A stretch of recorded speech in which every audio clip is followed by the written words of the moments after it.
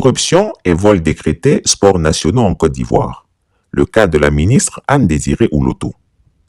La Côte d'Ivoire vit au rythme des vols et autres prévarications des deniers publics. C'est à croire que dans ce sport national, une sorte d'émulation sordide est la règle. C'est un championnat où le trophée échoit à qui vole le plus, à qui mieux. Pas un jour ne passe sans son lot de prévarications. Un véritable pas un pas sans bata, comme le dit la pub. Et dire que c'est sous le magistère de celui qui s'est présenté comme le plus grand prix Nobel de l'économie de tous les temps, Alassane Ouattara, l'octogénaire supermenteur. Moi, Alassane Dramane Ouattara, je m'engage à travailler sans relâche pour toute la jeunesse de Côte d'Ivoire. Je m'engage à tenir mes promesses, c'est-à-dire à mettre en œuvre les solutions que je viens de vous proposer. Croyez-moi, croyez-moi, croyez-moi, ce ne sont pas des paroles en l'air. Les actes pour Ado seront au rendez-vous dès que je deviendrai président de la République. Cet imposteur, à la langue pendue et mielleuse, quand opposant il cherchait le pouvoir, a dit aux Ivoiriens tous les mensonges dont ils avaient besoin. Le peuple quelquefois raffole de boniment, juste pour rêver d'un meilleur devenir. Un peuple pourrait voter pour un candidat véreux qui lui promet, s'il est élu, de verser à chaque citoyen et mensuellement la somme de 10 millions de francs CFA dans son compte bancaire. Ne dit-on pas que plus un mensonge est gros, plus il prospère? Et Alassane Ouattara l'a si bien compris qu'il a fait un catalogue de 1000 promesses dont il ne se souvient même plus du 1/10. Souvenez-vous qu'il avait promis des dizaines et des centaines de milliards par région. Chers auditeurs, qu'un d'entre vous me dise combien de milliards sa région a-t-elle reçu?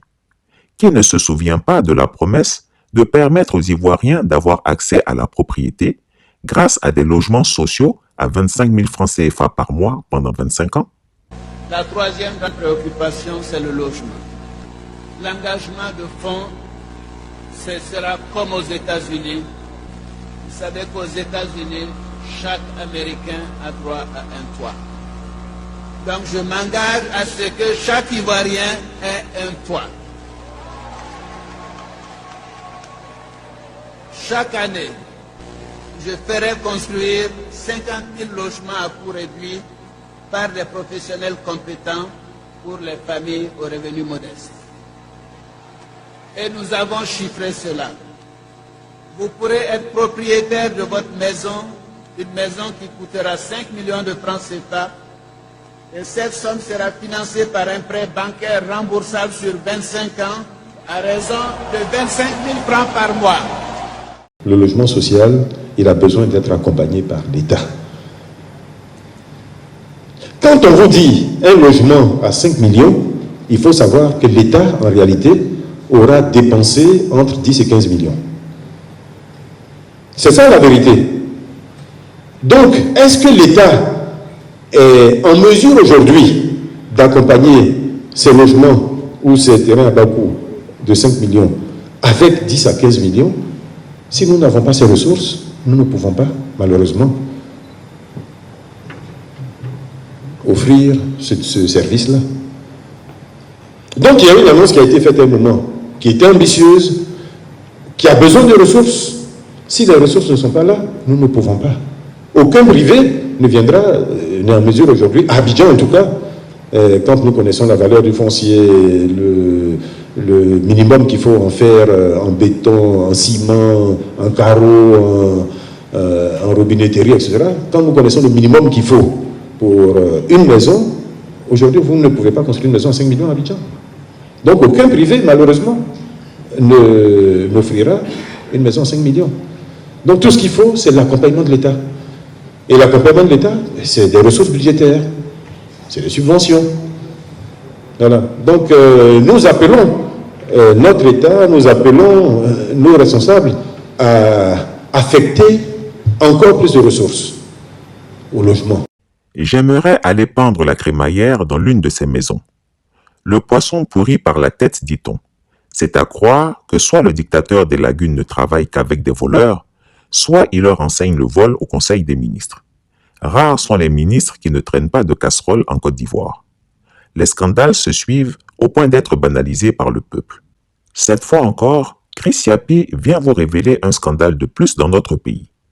Un certain Ouloto Nyonka Yves Alain, frère de la mastodonte de ministre Anne-Désirée Ouloto, a été nommé par népotisme directeur de la qualité au ministère de la fonction publique, celui de sa sœur.